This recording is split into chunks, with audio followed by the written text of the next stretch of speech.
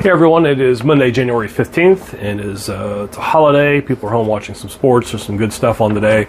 College basketball game I want to talk to you about is George Mason at George Washington.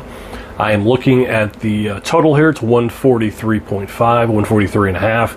I like the over, which is essentially a 73-71 game. So how do we get to 73-71? Well, George Mason, 118th in offense, Ken Palm, so pretty good offense. Also a good D at 88 and a slow pace at 331. So normally when I look at that, it doesn't scream over.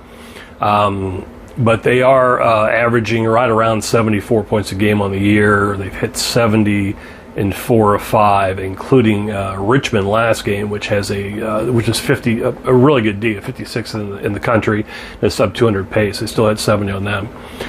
Georgia Washington, on the other hand, is the main reason I think this is going over.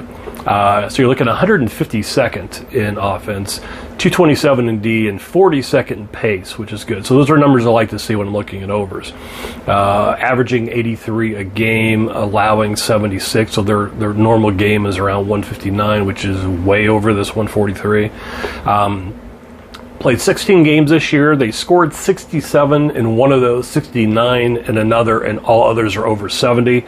They're, obviously they're playing pretty well. They're, top 100 in most offensive categories and effective field goal position or percentage, that sort of thing. George Mason's also a pretty good offensive rebounding game. I forgot to mention that as well. So so a pretty good team when it comes to that. So they are getting a lot of putbacks, which is one reason they're actually scoring there around 70.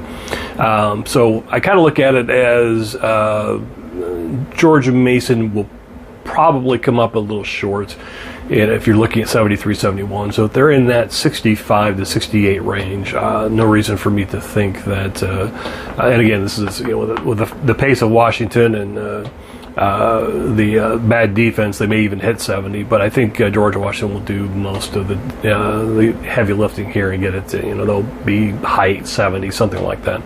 So I do think it actually gets over the 143.5. So good luck.